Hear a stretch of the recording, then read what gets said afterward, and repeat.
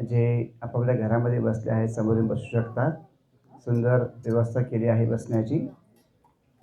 आम्ही आंतरराष्ट्रीय कृष्ण भावना अमृत संघ इस्कॉन यांच्या वतीनं आज या ठिकाणी सत्संग करण्यासाठी एकत्र आलो आहोत.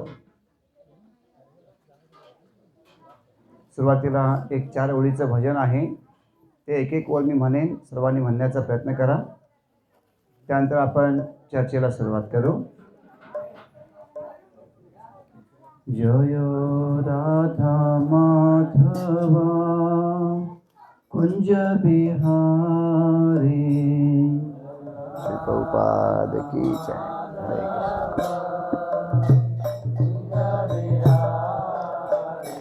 जय राधा माधवा कुंज बिहारी, जय राधा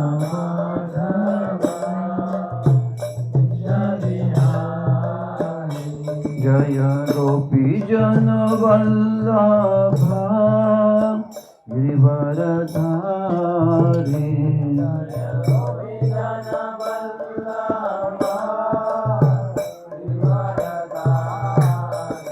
जय गोपी जन वल्लभा गिरिवरधारी,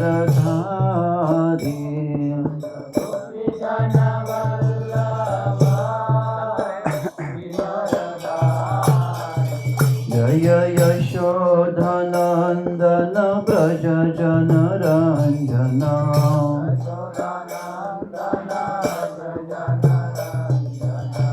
यशोधनंदन ब्रज जनरंजना,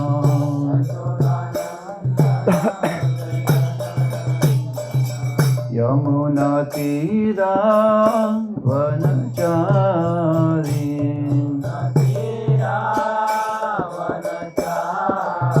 यमुना तीरा वनचारी,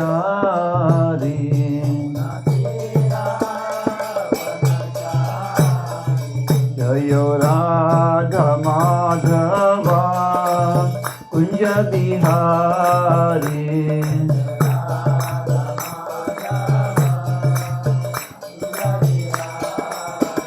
जय राधा माधव राधा माधव राधा माधव, जय राधा माधव,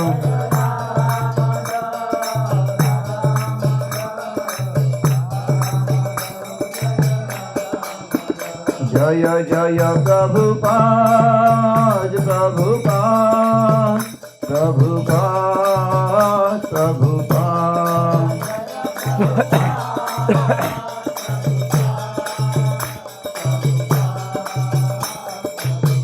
नित्य गौर हरि बोल हरि बोल हरि बोल हरि बोल,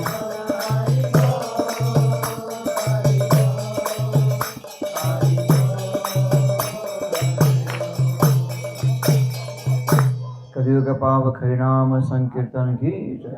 हरे कृष्ण महामंत्र की जय. उपस्थित भक्त वृंद की जय. श्री श्री गुरु गौरांग की जय. श्री प्रभुपाद की जय. सर्वांनी हात जोडा. सर्वांनी मंत्र म्हणायचा आहे. ओम नमो भगवते वासुदेवाय,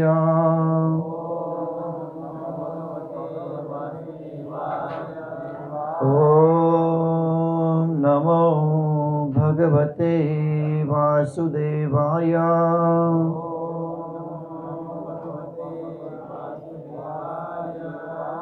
ओम नमो भगवते वासुदेवाय.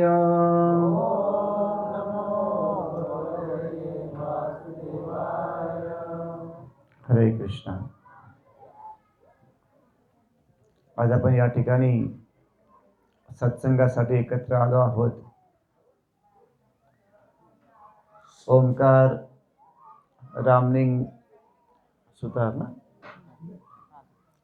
सुतार प्रभू त्यांची इच्छा होती की आपल्या घरामध्येही सत्संग व्हावा.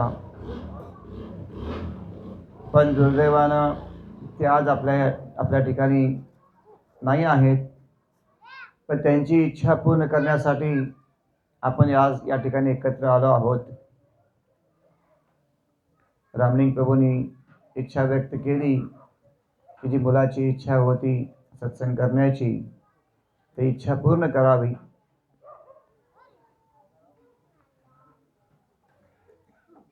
ओंकार प्रभू आपल्या तरुण वयामध्येच ते आपल्यातून निघून गेले. परंतु एखादी व्यक्ती किती वर्ष जिवंत राहते किंवा जीवन जगते हे महत्त्वपूर्ण नाही आहे.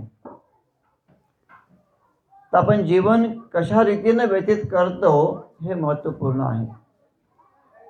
श्रीमद भागवत मध्ये म्हटलं आहे की वृक्ष जे आहेत हजारो वर्ष जगतात. ते वृक्षांचं जीवन हजारो वर्ष असतं.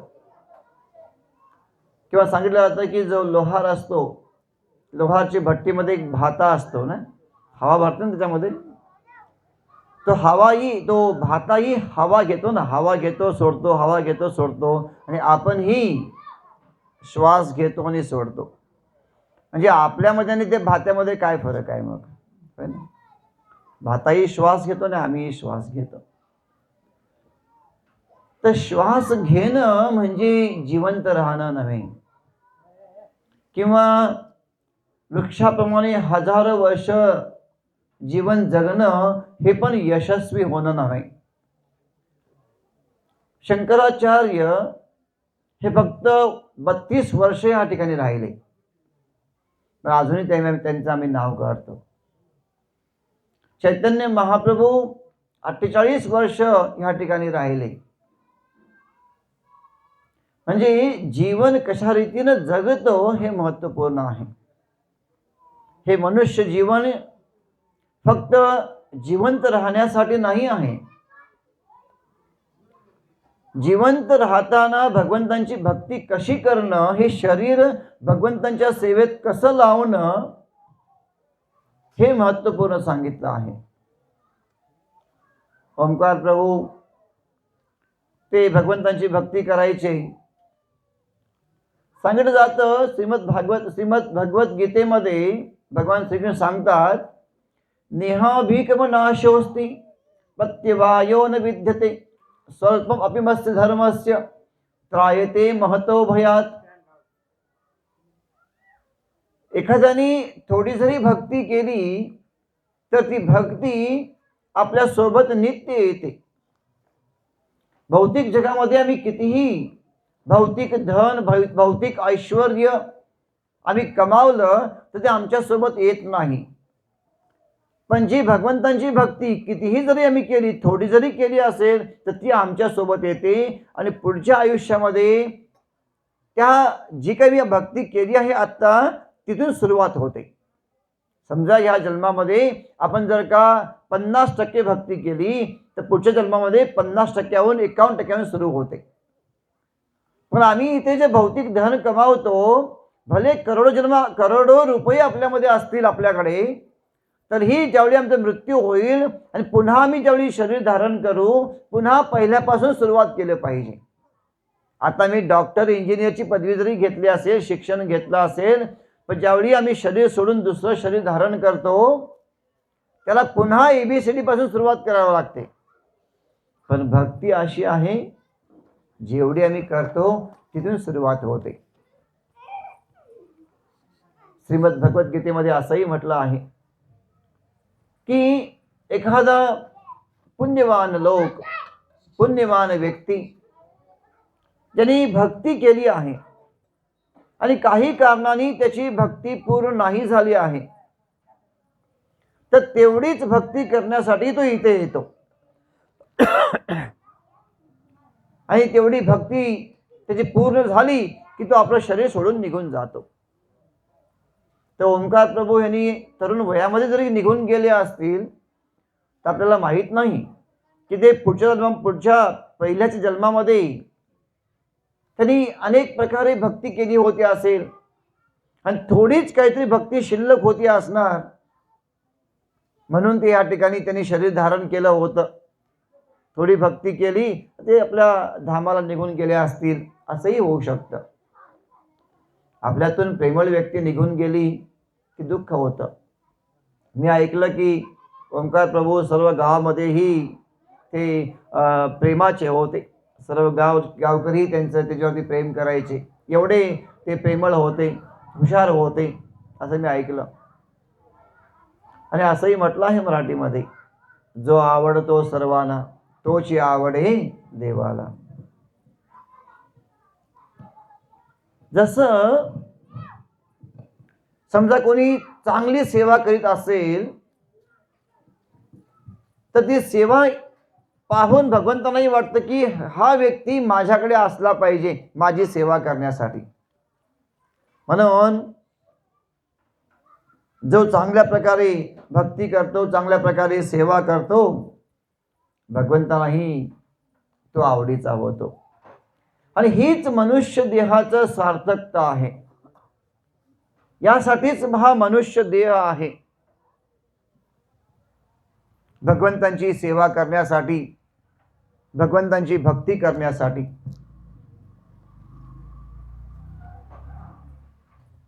आपण जे भगवंतांचे अंश आहोत, भगवान श्रीकृष्ण सांगतात भगवद्गीतेमध्ये की प्रत्येक व्यक्ती जो आहे हा माझा अंश आहे, माझा पुत्र आहे. ममैवंशो जीवलोके जीवभूत सनातनः मनःषष्ठानि इंद्रियाणि प्रकृतिस्थानि कर्षति. प्रत्येक जीव, मग तो कोणत्याही शरीरामध्ये असो, पशु असो, पक्षी असो, कीटक असो, कोणत्याही शरीरामध्ये असो, तो भगवंतांचा अंश आहे. म्हणून अंशाचं कर्तव्य असतं की त्यांनी पूर्णाची सेवा करणे. भगवंत पूर्ण आहेत आणि आम्ही अंश आहोत. जसं आपल्या शरीराचे अवयव आहेत, हात, पाय, नाक, डोळे, ही कशासाठी आहे? हाताचं कर्तव्य आहे की ह्या शरीराची सेवा करावी. पायाचं कर्तव्य आहे की त्यांनी ह्या शरीराला घेऊन इकडे तिकडे गेलं पाहिजे, यासाठी पाय आहेत. डोळ्याचं कर्तव्य आहे की त्यांनी दृश्य पाहिलं पाहिजे. पाहणं हे डोळ्याचं कर्तव्य आहे, डोळ्याचं कार्य आहे. पाहण्यासाठीच डोळे आहेत ना. काय डोळे चालण्यासाठी आहेत? नाही, डोळे आहेत पाहण्यासाठी, त्याचं कार्य आहे पाहणं. जर डोळ्यांनी पाहिलं नाही, डोळे जर पाहू शकत नसतील तर हे डोळे काय कामाचे? काही कामाचे आहेत?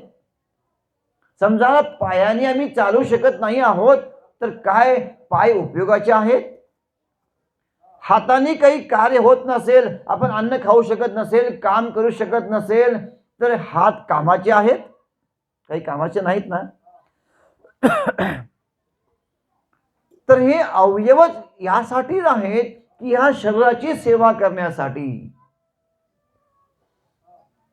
आणि यासाठी अवयव दिले आहेत ह्या शरीराला. तसं आम्ही जे अंश आहोत, जीवात्मा जो आहे हा भगवंतांचा जो अंश आहे, ह्या अंशाचं कार्य आहे भगवंतांची सेवा करणे. भगवंतांची सेवा केल्यानं आम्ही संतुष्ट होतो, आपल्याला आनंद प्राप्त होतो, आपल्याला सुख प्राप्त होतो भगवंतांची सेवा केल्यानं. आमचे आचार्य जे वरिष्ठ भक्त आहेत त्यांनी एक दृष्टांत दिला आहे. ते सांगतात की एकदा काय झालं, आपल्या शरीराचे अवयव हात, पाय, नाक, डोळे हे सगळे एकदा मीटिंगला बसले. सगळे असे एका ठिकाणी बसले आणि त्यांच्यामध्ये चर्चा सुरू झाली.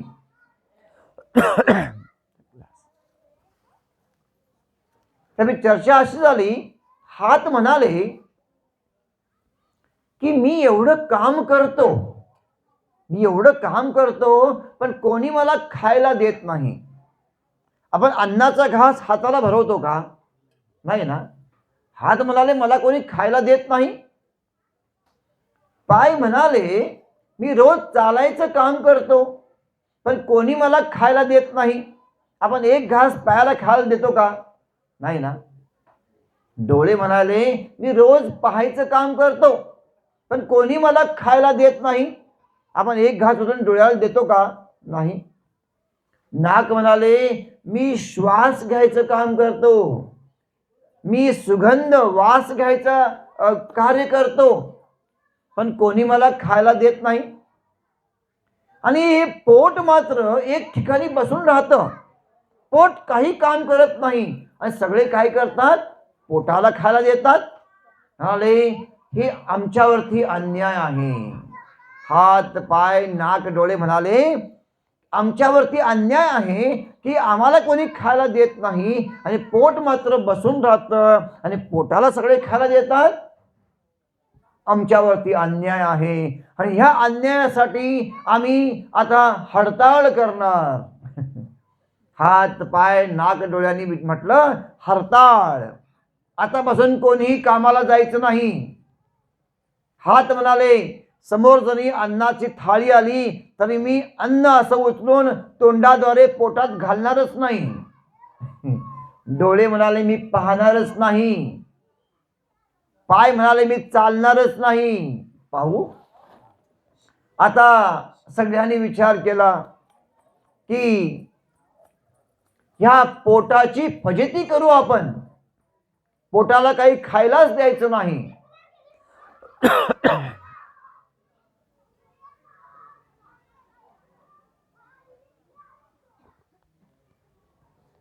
आणि अशी सर्वांची मीटिंग झाली आणि त्या मीटिंगमध्ये असं ठरलं की काही काम करायचं नाही आणि पोटाला खायला घालायचं नाही. सकाळ सकाळी मीटिंग झाली होती आणि हळूहळू वेळ जाऊ लागला आणि भूक लागली आणि पोट जे होतं ते पोट कुरकुर करू लागलं. पोटातून उंदीर आवाज करू लागले. पोट म्हणालं, अरे मला खायला पाहिजे, मला खायला पाहिजे, मला खायला पाहिजे. सगळे हात पाय नाक डोळे हसू लागले. म्हणाले, थांब, आता तुझी फजिती करणार आहे. पोटाला म्हणाले, तुझी फजिती करणार आम्ही. थांब, तुला काही खायला देणार नाही. पोटाने आवाज केला, मला खायला द्या, मला खायला द्या. पण कोणी खायला दिलं नाही, हाताने दिलं नाही. पोटाने थोडा वेळ आवाज केला आणि पोट शांत झालं. दुपारची वेळ झाली, भूक लागली तरी काही खायला दिलं नाही, प्यायलाही दिलं नाही पाणी. संध्याकाळची 5 वाजले. तुम्ही हे करून पहा. सकाळपासून काही पाणीही प्यायचं नाही, काही खायचं नाही आणि काय स्थिती होते पाहायचं. काय झालं? संध्याकाळी 5 वाजले, 6 वाजले आणि त्यावेळी हे जे अवयव जे होते, हात पाय नाक डोळे, ह्यांची तक्रार सुरू झाली. हात म्हणाले, मला काही समजेना, काहीतरी अशक्तपणा वाटतोय. पाय म्हणाले, मला चालायला होत नाहीये, मी झेपडतो आहे, इकडे तिकडे पडतो आहे. डोळे म्हणाले, पापणी उघडायलाही त्रास होत आहे. काय झालं असं? सगळ्यांनी विचार केला, काय झालं अचानक? आमच्यात शक्ती का नष्ट झाली? वरती बुद्धी बसली होती आणि त्या बुद्धीने म्हटलं, मूर्खानो, पहिल्यांदा तो अन्नाचा घास उचला आणि पोटामध्ये घाला. त्या बुद्धीचा ऐकून हाताने अन्न उचललं, तोंडाद्वारे पोटामध्ये घातलं आणि जसं एक एक घास पोटामध्ये जाऊ लागला, तरतरी येऊ लागली. हात पाय नाक डोळ्यामध्ये थोडी जरा तरतरी आली. अरे काय झालं? काय झालं होतं? बुद्धीने सांगितलं, मूर्खानो, तुम्ही जे पोटामध्ये खायला घालता ना, तुम्हाला काम करण्यासाठी जी शक्ती मिळते, ही शक्ती येते कुठून? तुम्ही ज्यावेळी पोटामध्ये खायला घालता, पोट त्या अन्नाचं रूपांतर शक्तीमध्ये करतं आणि तुम्हाला शक्ती मिळते. तुम्ही हालचाल करू शकता, तुम्ही नाचू शकता, डोळ्यांनी चांगलं पाहू शकता. कशामुळे? कारण पोट शक्ती देतं. आणि त्यावेळी सर्वांना समजलं की आम्ही जे कार्य करतो, ते कार्य करून ज्यावेळी आम्ही अन्न पोटामध्ये घालतो, त्यावेळी ही शक्ती आम्हाला मिळते आणि आम्ही संतुष्ट राहतो, आम्हाला आनंद मिळतो. अगदी त्याचप्रमाणे प्रत्येक जीव जो आहे हा प्रत्येक जीव भगवंतांचा अंश आहे. जर भगवंतांना सोडलं, पोट म्हणजे भगवंताप्रमाणे आहे. जसे हात पाय नाक डोळे आम्ही जीवात्मे समजू आणि पोट म्हणजे भगवंत समजू, ज्यावेळी हात पाय नाक डोळे पोटाची सेवा करतात तसे आम्ही सर्वजण मनुष्य भगवंतांची सेवा करतो, त्यावेळी आम्ही संतुष्ट राहू शकतो, आनंदी राहू शकतो. जर झाडाच्या मुळाला पाणी नाही घातलं आणि कोणी पानाला पाणी घातलं, फळाला पाणी घातलं, फुलाला पाणी घातलं, काय होणार हो? त्या मुळाला पाणी घातलं नाही. मला फळ आवडतं, मी फळाला पाणी घालतो. मला पान आवडतात, मी पानाला पाणी घालतो, पण मुळाला नाही घालणार तर काय होणार? ते झाड मरणार ना, झाड सुकणार ते, कारण मुळाला पाणी नाही घातलं.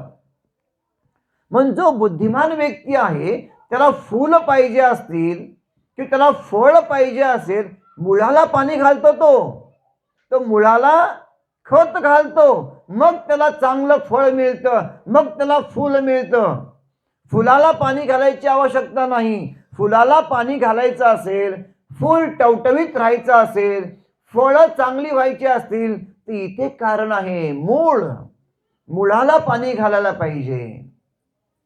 तसं भगवंतांची सेवा केल्यानं, भगवंतांना संतुष्ट केल्यानं आम्ही सारेजण आनंदी होऊ शकतो, आम्ही सारेजण संतुष्ट होऊ शकतो. हे सूत्र आहे सुखी बनण्याचं, आनंदित बनण्याचं. प्रत्येकाला सुख पाहिजे आहे, पण प्रत्येक व्यक्ती विचार करतो आहे की सुखासाठी तो इकडे तिकडे भटकतो आहे. तो इतरत्र सर्वत्र जातो, मला सुख पाहिजे आहे, पण त्याला तो विसरतो की सुख भगवंताकडे आहे, भगवंतांच्या सेवेमध्ये आहे. म्हणून आमचे साधू संत जे आचार्य आहेत, या आचार्यांनी हेच सांगितलं आहे, संतांनी आम्हाला हाच मार्ग दिला आहे की भगवंतांची सेवा केल्यानं आम्ही संतुष्ट होऊ शकतो. भगवंत सर्व कारणांचे कारण आहेत. ह्या ठिकाणी जे काही आहे ह्या सर्वाचे उद्गम स्थान भगवान श्रीकृष्ण आहेत, विठ्ठल आहेत. ह्या विठ्ठलापासून सर्व काही निर्माण झालं आहे. जे आमच्या जीवनामध्ये ज्या काही घटना होत आहेत हे सर्वाला कारण भगवंत आहेत. भगवंतांच्या अनुमतीशिवाय आम्ही काही करू शकत नाही. आम्ही अनेक योजना निर्माण करतो, आम्ही योजना आखतो, पण त्या योजना पूर्ण करण्यासाठी भगवंतांची कृपा आवश्यक आहे. भगवंतांची कृपा नसेल तर आम्हाला कोणत्याही कार्यामध्ये यश प्राप्त होत नाही. आम्ही कार्य करू शकतो, पण ते कार्यामध्ये यश प्राप्त होण्यासाठी भगवंतांची कृपा आवश्यक आहे. मनुष्य योजना बनवतो, पण त्या योजना सफल होतील की नाही, ज्यावेळी भगवान श्रीकृष्ण ह्या पृथ्वीवरती अवतरित होणार होते, आता शास्त्रामध्ये सांगितलं आहे की झाडाचं पान हलण्यासाठी सुद्धा भगवंतांची अनुमती पाहिजे. भगवंतांच्या अनुमतीशिवाय झाडाचं पान सुद्धा हलत नाही. पण मोठे मोठे असुर लोक भगवंतांच्या योजनेविरुद्ध कार्य करतात, भगवंतांची योजना थांबवू इच्छितात. शक्य नाही. ज्यावेळी भगवान श्रीकृष्ण या पृथ्वीवरती अवतरित होणार होते आणि त्यांनी काय केलं, किती सुंदर उदाहरण आहे पहा. कंसाला आव्हान दिलं, कंसाला अगोदर सांगितलं. आपण कधी कधी ते टीव्हीवरती पिक्चर पाहतात ना लोक, आणि त्या पिक्चर मध्ये हिरो जो असतो तो हिरो विलनला आव्हान देतो, तुला 24 तासामध्ये मारतो मी, 24 तासामध्ये. आणि सगळे लोक टक लावून पाहतात. आता हिरो वेगवेगळ्या योजना आखतो आणि कशा रीतीनं त्या विलनला, खलनायकाला 24 तासामध्ये मारतो. सगळे टाळ्या वाजवतात. काय आव्हान पूर्ण केलं हिरो. आणि सगळ्यात मोठे हिरो कृष्ण आहेत.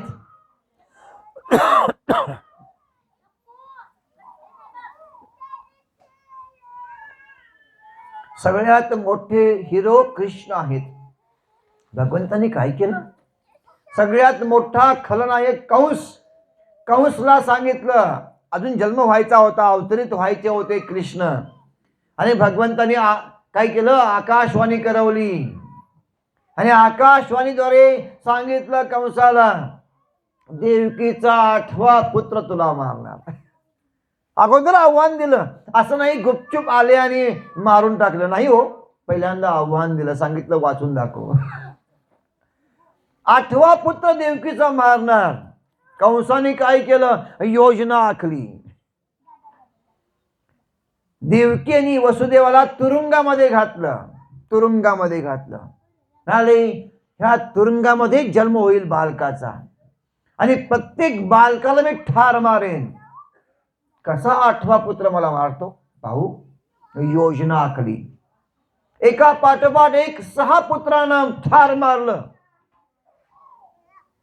खुश झाला कंस, माझी योजना सफल बनते आहे.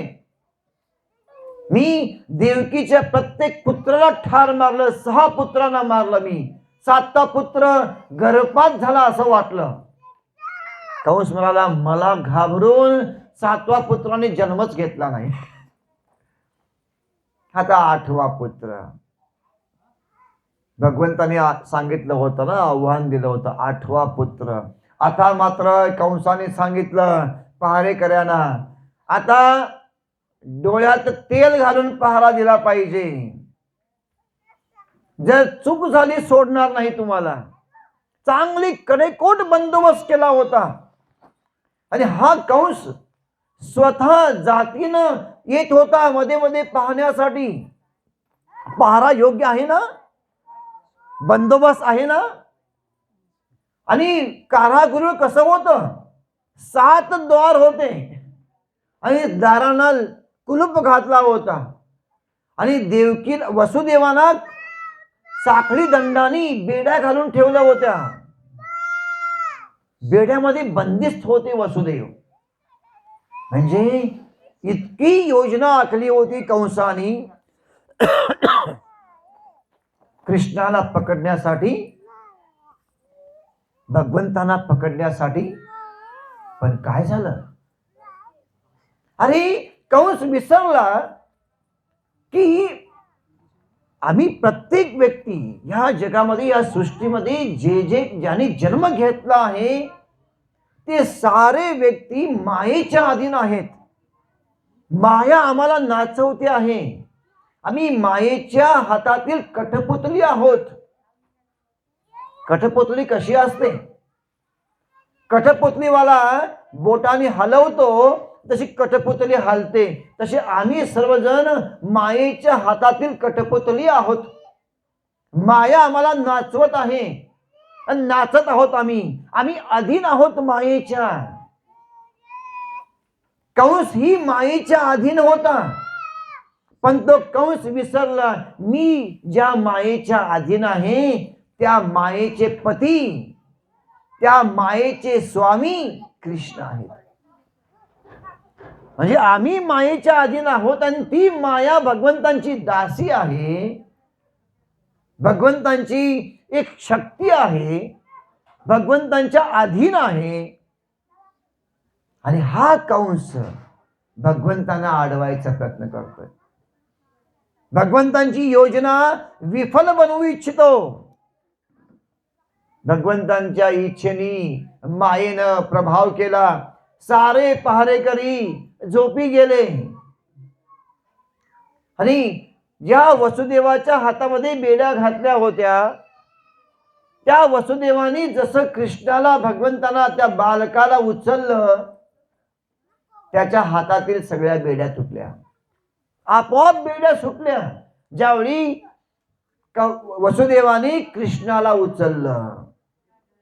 आम्ही सारे सुद्धा मायेच्या हातातील कठपुतली आहोत. आम्हालाही बांधलं गेलं आहे, आम्हालाही बेड्या घातल्या गेल्या आहेत. जर आम्हाला मुक्त व्हायचं असेल, जसं वसुदेवाने भगवंतांना उचलल्यावर त्याच्या हातातील बेड्या आपोआप सुटल्या, तसं आम्ही ज्यावेळी भगवंतांची सेवा करतो, भगवंतांना धरतो, मायेच्या बंधनातून मुक्त होतो. प्रत्येकाला मायेतून मुक्त व्हायचं आहे ना. आम्हाला ह्या जेलमधून बाहेर पडायचं आहे ना, कारागृहातून बाहेर पडायचं आहे ना. मग एकच काम केलं पाहिजे, भगवंतांना उचललं पाहिजे, भगवंतांना धरलं पाहिजे, भगवंतांना स्पर्श केला पाहिजे. आपोआप बेड्या सुटणार आहेत, जसं वसुदेवाने केलं. भगवंतांनी आम्हाला हा निर्देश दिला आहे. पहा, जसं वसुदेवाने मला पकडलं, त्याच्या बेड्या सुटल्या. तुम्ही धरा मला, तुम्ही धरा, मला स्पर्श करा, माझी भक्ती करा, तुम्हीही मुक्त व्हाल. भगवंत आम्हाला निर्देश देत आहेत. योजना, कंसाची योजना विफल झाली. भगवंतांना पकडू पाहत होता, पण कंस भगवंतांना पकडू शकला नाही. नंतर याच कंसाने काय केलं, त्या कृष्णाला मारण्यासाठी अनेक असुरांना पाठवलं, पण त्याच्यामध्येही तो विफल झाला. म्हणजे भगवंत असे आहेत की ते आव्हान देतात. इथे कंसाला आव्हान देऊन त्यांनी कंसाला मारलं, आपलं वचन पूर्ण केलं. भगवंत फार दयाळू आहेत. भगवंत सर्वाचे स्वामी आहेत. म्हणून ह्या भगवंतांना आम्ही जेव्हा शरण जातो, त्यावेळी आम्ही संतुष्ट राहू शकतो, आनंदी राहू शकतो. कर्ण ज्यावेळी कुरुक्षेत्राच्या युद्धाच्या वेळी, संध्याकाळच्या वेळी कर्ण काय म्हणायचा, आता उद्या मी अर्जुनला ठार मारेन. मी अशी अनेक शक्ती होत्या, अनेक बाण होते, तर मला या बाणाने मी अर्जुनला मारेन, या बाणाने अर्जुनला मारेन. आणि ज्यावेळी दुसरे दिवशी तो युद्धावर जायचा ना, युद्धावर गेला की तो विसरून जायचा. अरे, आम्हाला जे स्मरण, आम्हाला जे ज्ञान मिळतं, हे ज्ञान भगवंताकडून येतं. स्मरण किंवा विस्मरण हे भगवंतांची कृपा आहे. संध्याकाळच्या वेळी सगळं स्मरण व्हायचं कर्णाला की उद्या मी ह्या बाणाने ठार मारेन. पण युद्धक्षेत्रावरती भगवंतांच्या मायेमुळे, कृपेमुळे काय व्हायचं, सगळं विसरून जायचा. तो बाण सोडतच नव्हता. म्हणून ज्ञानाचे भांडार आहेत भगवान श्रीकृष्ण. आम्ही भौतिक जगामध्ये जो बुद्धिमान व्यक्ती आहे, जो ज्ञानी व्यक्ती आहे, त्याला वाटतं की मी फार बुद्धिमान आहे, ज्ञानी आहे. तो विसरतो हे ज्ञान भगवंतांनी दिलं आहे. ज्ञान भगवंतांनी कशाला दिलं आहे, भगवंतांची सेवा करण्यासाठी. एकदा एक कवी होता,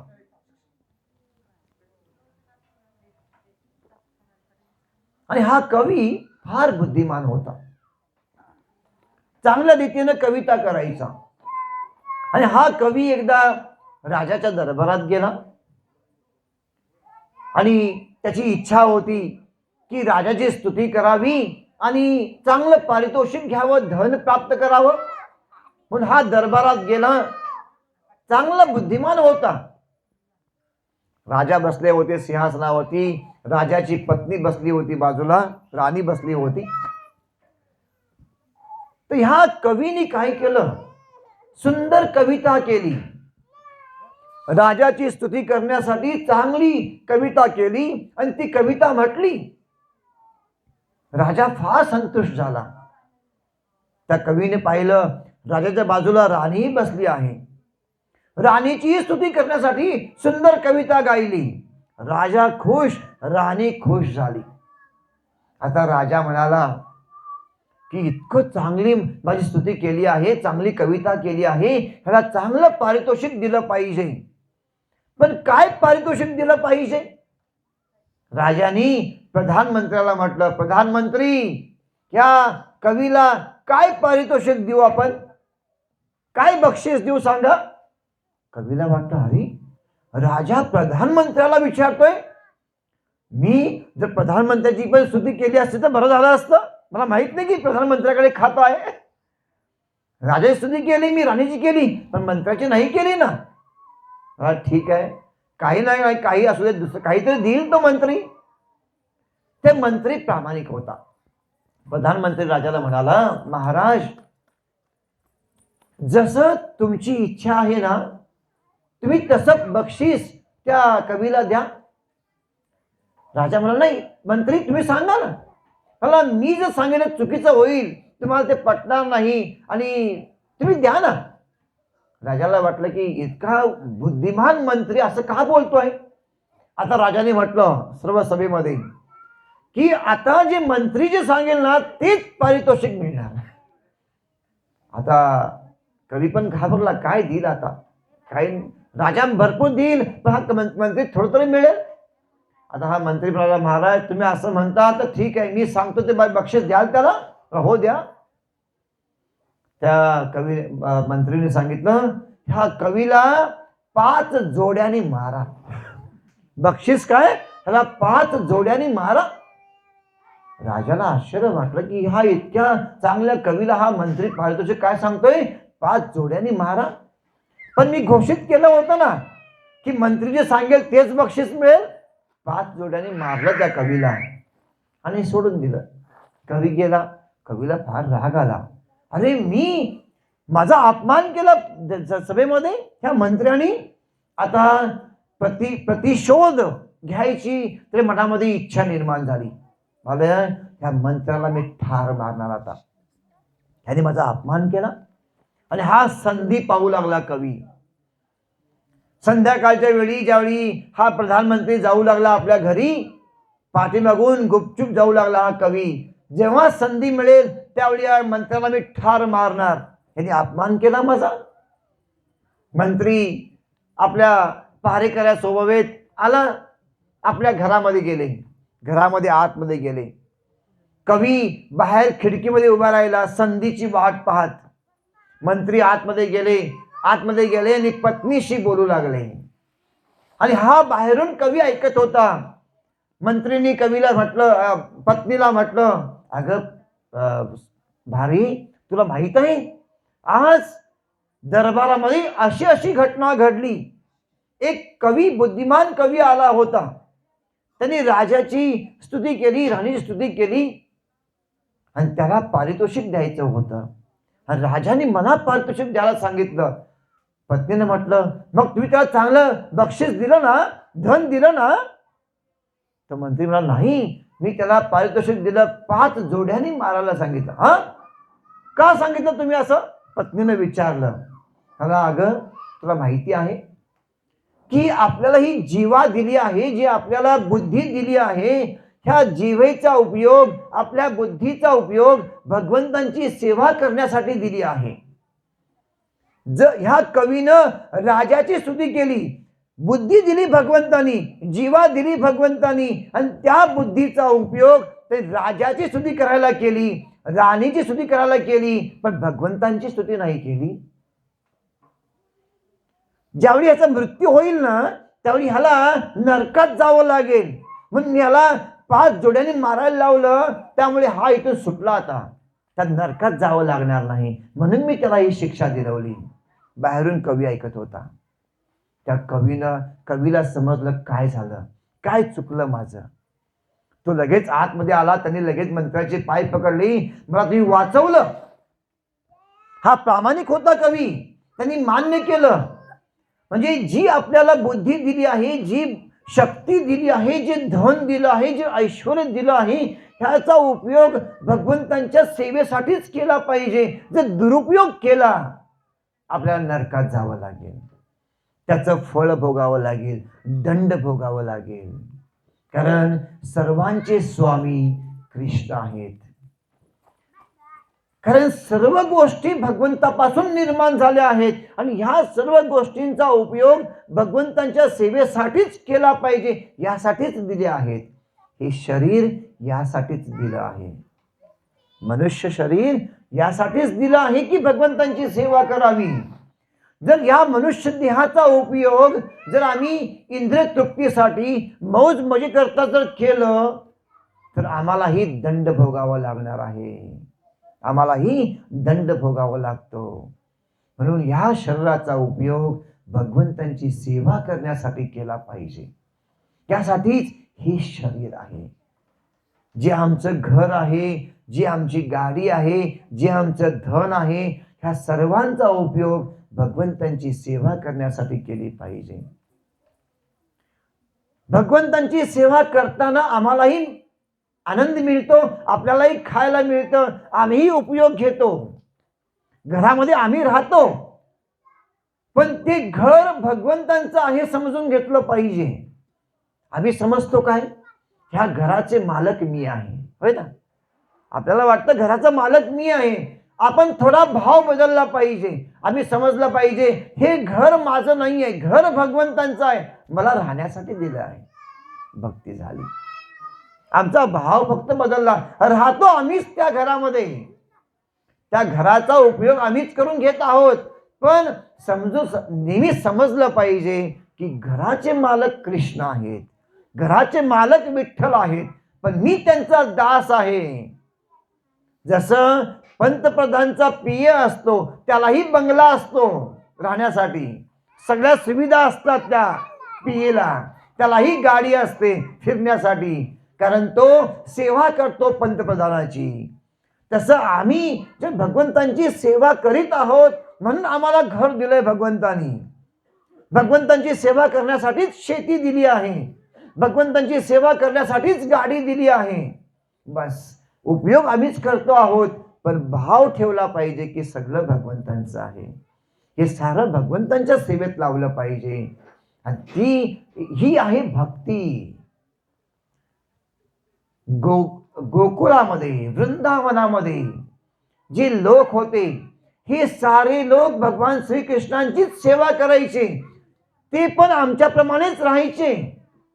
त्यांचंही घर होतं, त्यांच्याही गायी होत्या, त्यांचीही शेती होती, ते दूध काढायचे, तेही विकायचे, धन कमवायचे, पण ते सारे भगवंतांची सेवा करायचे.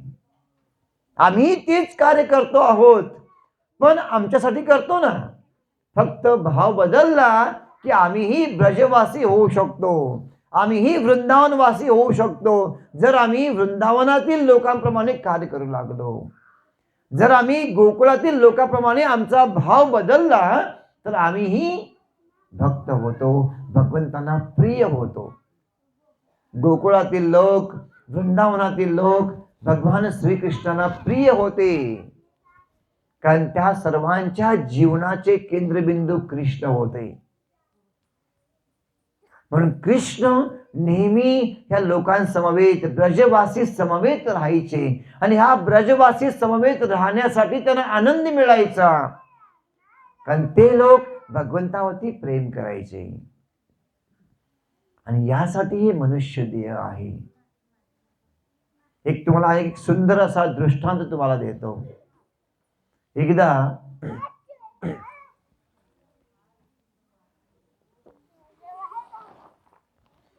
असंच एक राज्य होतं, आणि त्या राज्यामध्ये एक प्रथा होती की त्या राज्याचा राजा 1 वर्षासाठी असायचा. 1 वर्ष झालं की नवीन राजा करायचे. जो कोणी 1 वर्षांनी एखादा नवीन पाहुणा त्या गावामध्ये यायचा, त्या पाहुण्याला राजा बनवून टाकायचे. आणि त्या एक दिवस काय झालं, त्या राजाचा कालावधी संपला. आणि ज्यावेळी कालावधी संपायचा ना, त्या राजाला वाळवंटामध्ये टाकून द्यायचे. त्याला काही खायला प्यायला काही मिळत नव्हतं. आणि एका राजाचा कालावधी संपला आणि सारे लोक वाट पाहत होते की आता कोण नवीन पाहुणा येणार आहे. आणि एक व्यक्ती आला आल्याबरोबर साऱ्या लोकांनी त्याला हार घातला, त्याला हत्तीवरती बसवलं. त्याला समजे ना की मला माझा सन्मान का करताय, किती राज्य चांगलं आहे, किती लोक चांगले आहेत. येणाऱ्या पाहुण्याचं स्वागत असं करतात, हार घालतात, हत्तीवरती बसून मिरवणूक काढतात. अरे काय करताय तुम्ही? सर्वांनी सांगितलं, आजपासून तू आमचा राजा. मला आम्ही राजा? हो, आजपासून तू 1 वर्षासाठी आमचा राजा. आमच्या राज्याची ही प्रथा आहे, 1 वर्ष तू राजा आहेस. सारं धन तुझं आहे, सारे अधिकार तुला आहेत राजाचे. तू आरामात मौज मजा करू शकतोस, काय पाहिजे करू शकतोस 1 वर्षभर. आणि 1 वर्षानंतर तुला या ठिकाणी टाकण्यात येईल. कुठे? वाळवंटामध्ये. आणि त्याला वाळवंट दाखवलं. त्यांनी पाहिलं अगोदरचे जे राजे होऊन गेले होते ना, त्या साऱ्यांचे सांगाडे समोर पडले होते. झाले 1 वर्षानंतर तुला इथे टाकण्यात येईल. त्यांनी विचार केला, बापरे, 1 वर्षभर मौज मजा करायचं, काय पाहिजे करायचं, काय पाहिजे खायचं, कारण सगळं धन माझं, सगळे नोकर माझे, सारे अधिकार मला. पण 1 वर्षानंतर सांगाडा, 1 वर्षानंतर मृत्यू होणार आणि असं अन्न आणि पाणी नसलेल्या ठिकाणी मला टाकणार, मी मरून जाणार 1 वर्षानंतर. हा बुद्धिमान होता. त्यांनी म्हटलं, आता 1 वर्षभर माझ्याकडे अधिकार आहेत ना, राजा आहे ना मी, सारं धन माझं, सगळे नोकर माझे. बुद्धिमान होता. त्यांनी 1 वर्षभर काय केलं? काही चांगलं खाल्लं पिलं नाही, इंद्रिय भोग केलं नाही. त्यांनी काय केलं माहिती आहे? त्यांनी आपल्याकडे असलेल्या धनाचा उपयोग, अधिकाराचा उपयोग, नोकरांचा उपयोग कशा करता केला? ज्या ठिकाणी ते टाकणार होते ना वाळवंट, त्या वाळवंटामध्ये विहिरी खोदवल्या. ज्या वेळेला ते टाकणार होते तिथे विहिरी खोदवल्या, कारण धन होतं, नोकर होते. विहिरी खोदवल्या, झाडं लावली, त्या ठिकाणी मोठा महाल बांधला. असे 1 वर्षभर रात्रंदिवस झटत राहिला. झोप नाही घेतलं, परिश्रम केले, तपस्या केली, चांगलं खाल्लं नाही, काही चांगलं पिलं नाही, पण एकच ध्यास होता की त्या ठिकाणी चांगलं नगर बसवायचं. अनेक घरं निर्माण केली, झाडं लावली, विहिरी खोदल्या. 1 वर्ष झालं आणि वर्षानंतर सारे मंत्री आले, म्हणाले, आता सेंड ऑफ तुम्हाला, आज शेवटचा दिवस तुमचा, तुम्हाला मी आजपासून तुम्ही आमचे राजे नाही. तो आनंदामध्ये होता. बाकीचे सारे राजे रडत गेले होते, पण हा आनंदाने चालला होता. का? तयारी केली होती ना, ज्या ठिकाणी टाकणार होते त्या ठिकाणी जायची तयारी केली होती, त्यामुळे आनंदामध्ये जायला लागला. आणि साऱ्या लोकांनी पाहिलं, अरे ह्याने मोठा महाल बांधला, तो त्या महालामध्ये सारं आयुष्य त्यांनी घालवलं. त्याच्याकडे अनेक लोक येऊन राहू लागले त्या गावामध्ये, आणि तिथे सुंदर नगरी बसवली, आणि त्याचं संपूर्ण आयुष्य सुखामध्ये गेलं. का? 1 वर्षभर त्यांनी कष्ट घेतले, 1 वर्षभर. बाकीच्या राजांनी चूक केली, त्यांनी 1 वर्षभर मौज मजा केली आणि नंतर सांगाडे झाले, त्यांचा मृत्यू झाला, कष्ट भोगावं लागलं. पण ह्यांनी वर्षभर कष्ट भोगलं आणि आयुष्य सारं सुखामध्ये गेलं. बुद्धिमान ना? अगदी आम्हालाही तसंच बुद्धिमान बनलं पाहिजे. हा मनुष्य देह आम्हाला मिळाला आहे किती वर्षासाठी?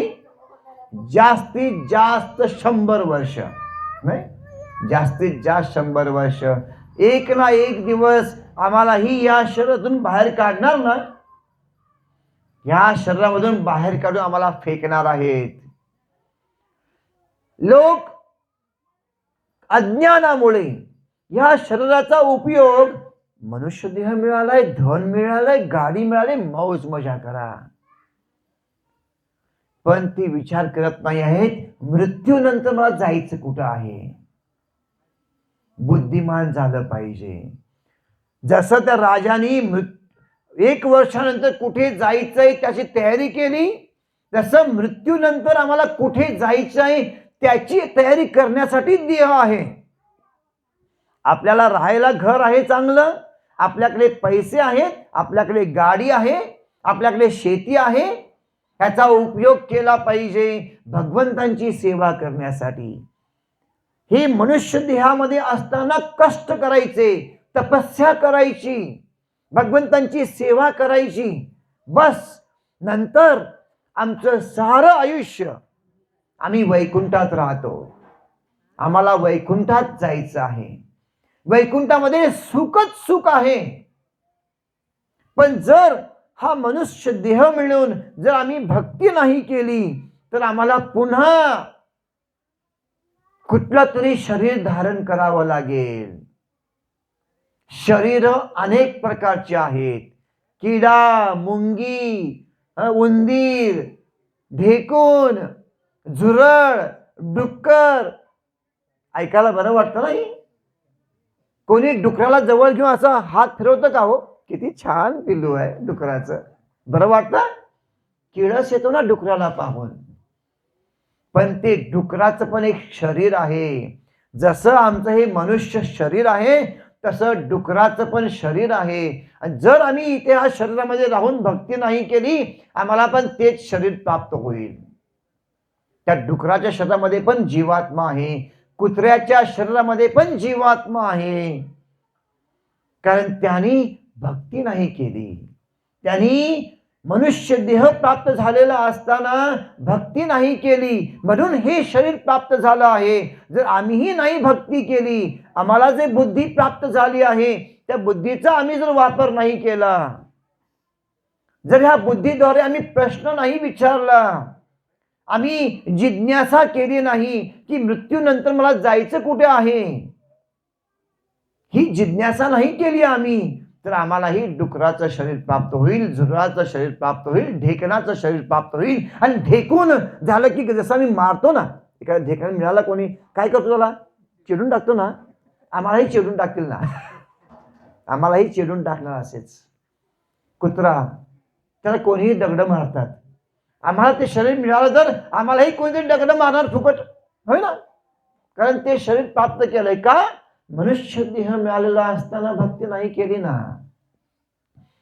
म्हणून हे सुंदर असं शरीर जे आम्हाला प्राप्त झालं आहे त्याचा दुरुपयोग करू नये. तुकाराम महाराज म्हणतात की हे सुंदर मनुष्य देहाचं मातेर करू नका. मातेर, मातेर हा शब्द फार महत्वपूर्ण आहे.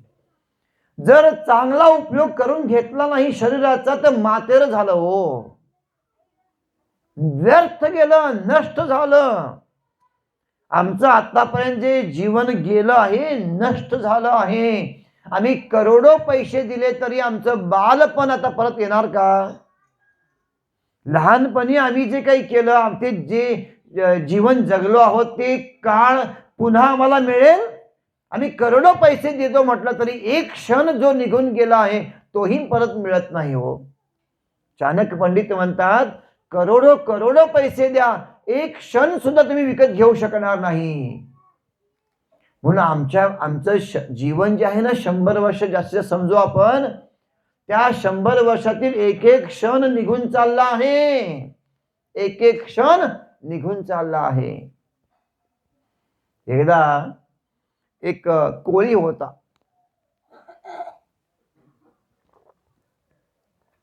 जो मासे पकडतो ना तो कोळी, त्या कोळ्याकडे जाळं होतं मासे पकडायचं.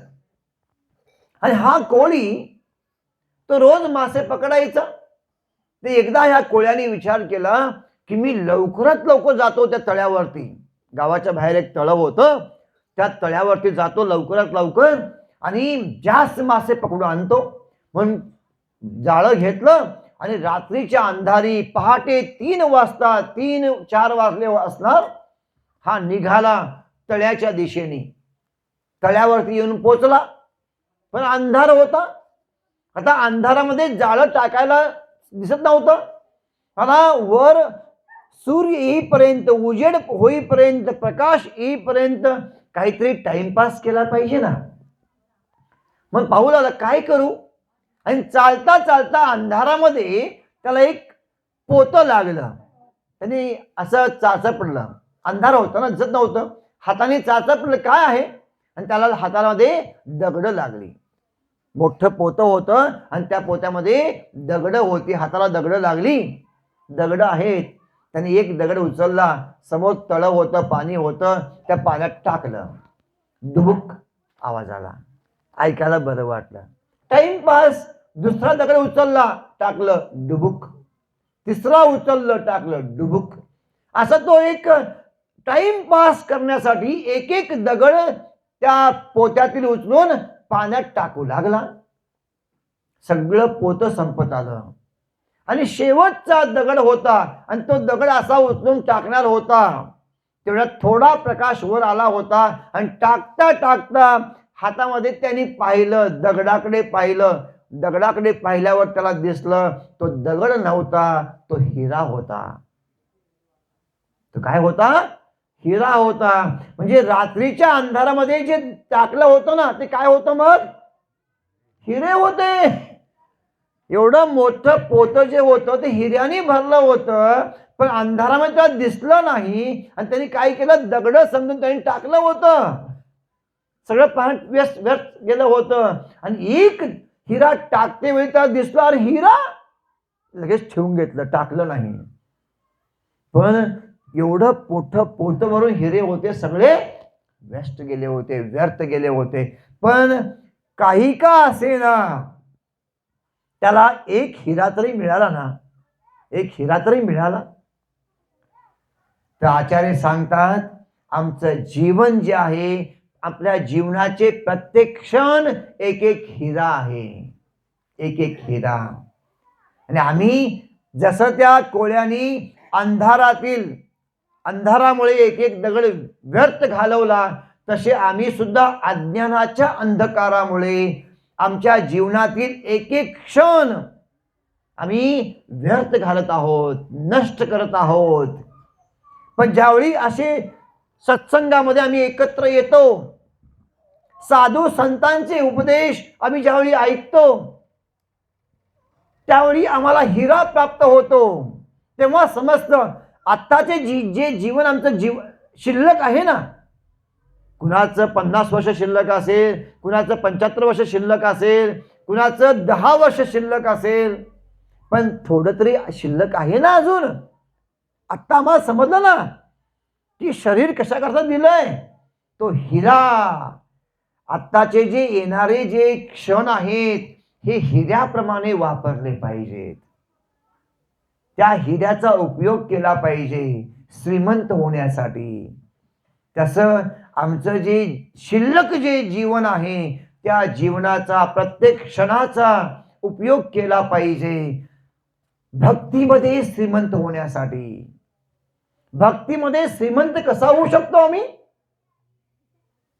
भगवंतांचं हरिनाम घेऊन, भगवंतांचं नामस्मरण केल्यानं आमच्या भक्तीच्या बँकमध्ये सारं भगवंतांचे नामरूपी धन आमच्या भक्तीच्या बँकमध्ये साठवतो आपण.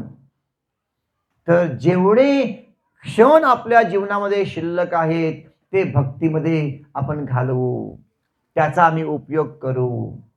आणि त्यावेळी ह्या मनुष्य देहाचं सार्थक होईल. म्हणून सर्वांना नम्र विनंती आहे, तुम्ही सारेजण भक्त आहातच, तुम्ही सारेजण भगवंतांचं नामस्मरण करीत आहातच, पण यापुढे जास्तीत जास्त करू आपण. जेवढं आमचं शिल्लक जीवन आहे, ते जीवन भक्तीमध्ये घालू, भगवंतांची सेवा करण्यामध्ये घालू. आमचं काम करता करता भगवंतांचं नाम घेऊ आणि आमच्या जीवनाचा उद्धार करून घेऊ. भगवंत आमचे पिता आहेत, फार दयाळू आहेत. मग ह्या भगवंतांची सेवा केल्यानं आमचे पिता आमच्यावरती संतुष्ट होतात. पहा, एखादा पिता जातो बाजारामध्ये आणि बाजार करून येते वेळी त्याला माहिती होतं, त्याला आठवतं की घरामध्ये माझा लहान मुलगा आहे किंवा लहान नातू आहे. तर येते वेळी त्या नातवासाठी किंवा मुलासाठी पेढ्याचा बॉक्स आणतो ना, पेढ्याचा बॉक्स घेऊन येतो आणि तो पेढ्याचा बॉक्स आल्यानंतर त्या मुलाच्या हातामध्ये देतो. ज्यावेळी तो पेढ्याचा बॉक्स पाहतो मुलगा, त्यावेळी तो मुलगा इतका खुश होतो, तो बॉक्स उघडतो आणि त्या बॉक्स मधील एक पेढा ज्यावेळी तो मुलगा आपल्या बापाला देतो, बाबाला किती आनंद होतो ना. एक पेढा दिला बाबाला त्या मुलानी, तो पेढा खाताना बाबाला आनंद होतो का? पेढे आणले होतेच बाबांनी, पण मुलानी तो पेढा स्वतः दिला आहे ना. त्या पेढ्यामध्ये त्या मुलाचं प्रेम आहे ना. त्या पेढ्यामध्ये त्याला आनंद वाटत नाही बाबाला, त्या प्रेमाने जे दिलंय मुलानी, त्या प्रेमामुळे बाबाला आनंद होतो. तसं आमच्याकडे जी संपत्ती आहे सर्व काही भगवंतांचं आहे, पण त्यातलं आम्ही थोडं ज्यावेळी भगवंतांना देतो, आमच्याकडे भगवंतांनी 24 तास दिले आम्हाला, त्या 24 तासातील थोडा वेळ भगवंतांना आम्ही दिला, भगवंतांना आनंद होतो, भगवंतांना आनंद होतो आणि भगवंत आम्हाला आशीर्वाद देतात, भगवंत आमच्यावरती कृपा करतात. यासाठी सर्वांना पुन्हा एकदा नम्र विनंती की आपण सर्वजण भगवंतांचं नामस्मरण करीत राहा आणि आपलं जीवन सार्थक करीत राहा.